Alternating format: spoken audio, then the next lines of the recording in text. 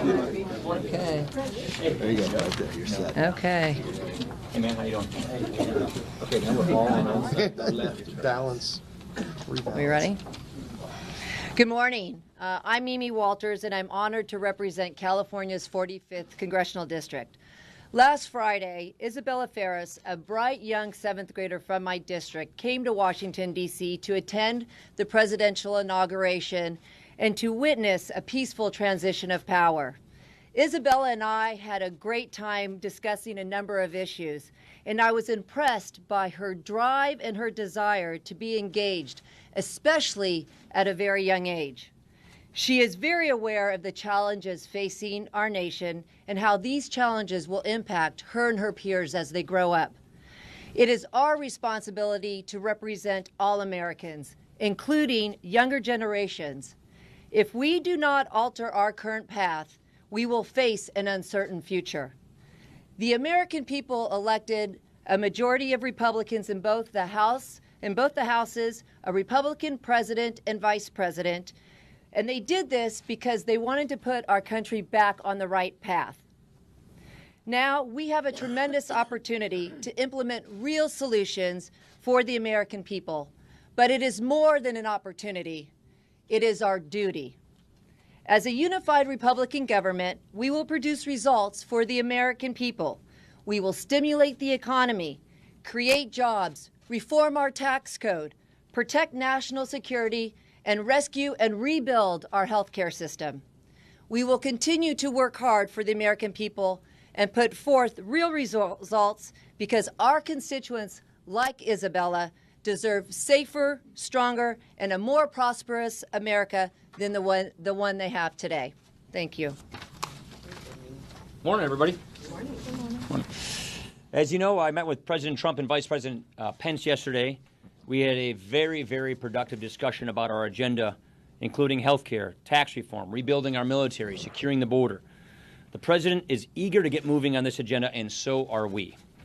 Already, we have hit the ground running, taking the first steps to keep our promise to repeal and replace Obamacare.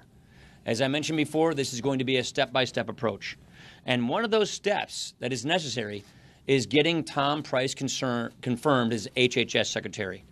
Not only is Dr. Price extremely qualified, but with so many Americans struggling under Obamacare, with the current collapse of Obamacare, we need Dr. Price in place to help deliver relief and stability. It would be irresponsible for Senate Democrats to needlessly delay his confirmation. With this unified Republican government, we have a unique opportunity to deliver results for the American people. And in the days and weeks, we look forward to laying out more of our agenda. To that end, today I'm inviting President Trump to address a joint session of Congress on February the 28th. This will be an opportunity for the people and their representatives to hear directly from our new president about his vision and our shared agenda. This is an ambitious agenda, and rightly so. For too long, Washington has been too timid about addressing the big challenges facing our country. We want this to be a bold government. We want this to be a government of action. We want this to be a government of solutions, and a government unified not just by party, but by a commitment to restore self-government and to get our country back on track. And so we look forward to welcoming the president to the Capitol next week. I'll go this way. Next month. Next month, thank you. Next month. He comes every day. You know what he meant. He said the date earlier. This is only the second time since World War II, only two other times since World War II, have Republicans had the House, the Senate majority, and the presidency. We understand what the American people have entrusted in us. And I believe yesterday was the right start, where the president invited the House, the Senate, the Republicans, and the Democrats together. It was a start to build the relationship. We talked about the challenges. We talked about the failing system of Obamacare. People talked about, do you just allow the system to fail? No, because the American people, you've got to give them relief. You have to give them a rescue and something much better. You have to have growth for tax reform. And we also talked about infrastructure. I think it was a very good start on a first day. But we weren't the only individuals down at the White House.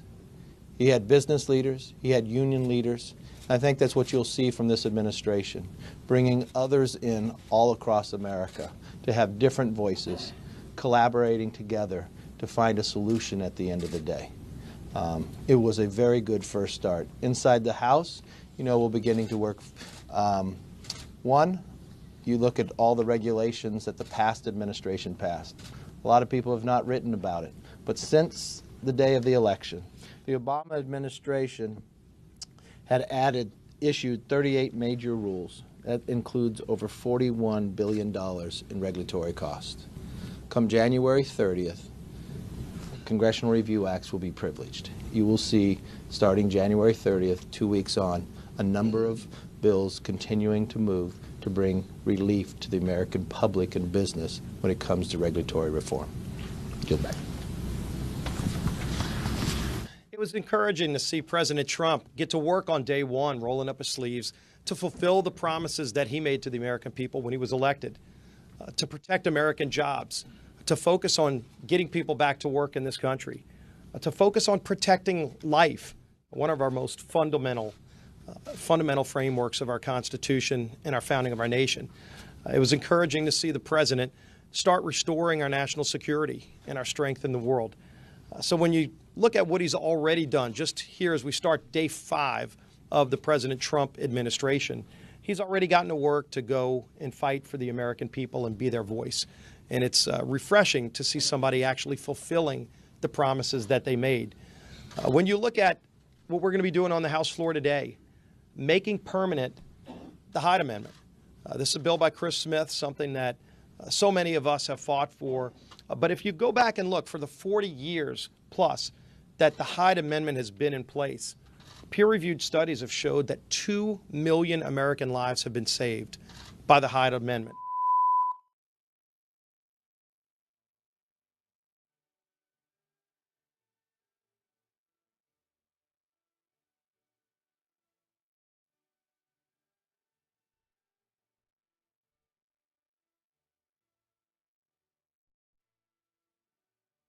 Independent studies show about 80% of Americans think it's wrong to use taxpayer money to promote abortion around the world.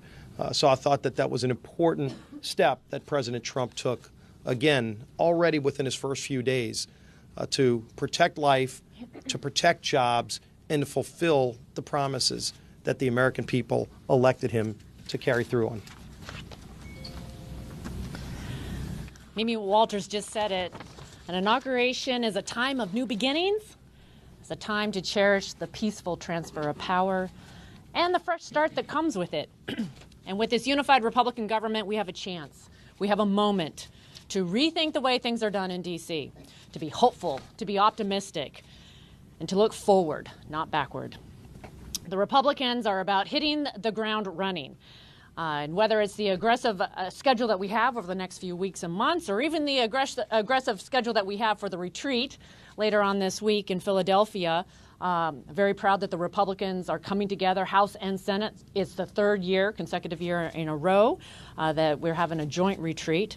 We are doing the hard work of collaborating, coordinating, putting our ideas into motion, whether it's on health care, tax reform, or reining in top-down government. I believe it is important that we hold these retreats because at the end of the day, it does come down to teamwork. And few people know this better than former Army Major Scotty Smiley.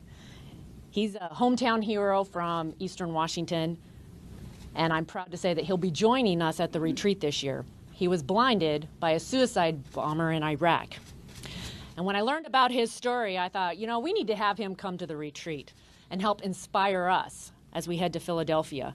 Because even through his tragedy and life-changing story, he's making a huge impact on this world. And I think about his determination, his vision of service before self. And it's something that we all need to hear. And we need to get to work on restoring the people's voice in this government. Anybody have any questions? I want to ask you about the president's infrastructure priorities and what size package you would be comfortable with, but also when you met with him last night, he again asserted that he would have won the popular vote if it weren't for 3 to 5 million illegal votes. Did you feel the need to correct him, and does it trouble you that he continues to hold a belief like this that isn't based in fact? Look, I've already commented on that. I've seen no evidence to that effect, and I've made that very, very clear. On the infrastructure question, this is something that we will figure out in our spring budget. We will have to carve out the fiscal space necessary for the infrastructure package. We discussed that among many other things last night about our agenda for the first 200 days, and infrastructure is clearly going to be a part of that. And the size of the package will be determined by the fiscal space we create in our spring budget, which means we don't know the answer to that question yet. But our goal is to leverage as much as possible. And our goal is to leverage not just roads and bridges, but pipelines and FAA reauthorization and so many other things. So, infrastructure it involves many different aspects that will create jobs in this country. And so we want to be as expansive as we possibly can with respect to infrastructure. But do you worry that it's going to be hard to work with a president who believes certain things that just don't? I'm a policy guy. I'm going to sit here and focus on policy, and I'm not going to get into the puts and the takes on all of these things. Yeah. Mr. Speaker, along the idea of policy, yesterday the president told business leaders that if they have either sent jobs overseas or will send jobs overseas, it isn't very clear, it seems, what would be the defining line there, that they would face a 35% border tax, as he called it, for importing goods back in, or importing goods into the United States. What's your feeling about it? Well, there's a difference between a tariff and border taxes, so I'm not sure if you're getting the phrase correct. But we believe that comprehensive tax reform is going to solve this problem in many ways. So as a former chairman of the Ways and Means Committee, I can clearly tell you that the current tax system we have incentivizes businesses to go overseas. It encourages businesses to leave America and to outsource. We don't want to keep encouraging that. We want to have a tax system built for growth. We want to have a tax system that makes it clearly more preferable for a business to locate their business and their manufacturing in America. So right now, the tax system says, move overseas and re-import back into America. That's what our current tax system incentivizes. We want to get away from that. And so we do believe that a border tax on the border, which is what all our competitors do. Just don't forget the fact that most of the other countries in the other industrialized nations remove the tax off their exports and place a tax on their imports. We do the opposite. We tax our exports and do not tax our imports. And so all we're doing is putting ourselves at a more level competitive playing field so that American businesses and American jobs can compete. If we as American workers and American businesses are putting ourselves on a level competitive playing field, we're going to do great. And that is not what our current tax system is today. Now, no, it isn't. Tariffs are different than border taxes. Tariffs are something that the administration, as you may know, has unilateral authority to do. Fiscal policy, as run by Congress in the tax code, is tax reform. And we want tax reform that works for American businesses, American jobs. And we want to, look, I can't tell you how many hearings we've had at Ways and Means where we see all these businesses just leaving the country. And we lost our biggest employer, biggest company in Wisconsin, Johnson Controls, is now an Irish company. Miller is an Irish company. I mean, I don't know, they're Belgian, I think. We're losing our seed corn. And so we've got to fix this tax system, which is pushing jobs and businesses overseas. And this is something that we think is clearly going to get our system reset so that American jobs and American businesses and American companies stay in this country and produce more economic growth and jobs. Yeah. Following up on tax reform, your federal wage and revenue reform, is that where you guys are going to be? It is. We've been working off of that. That's been our blueprint. We're working off the blueprint here in the House. And it is that blueprint is revenue neutral. It's designed to be revenue neutral, and that's what we're working off of. Thank you. Appreciate it. You got me going on tax reform.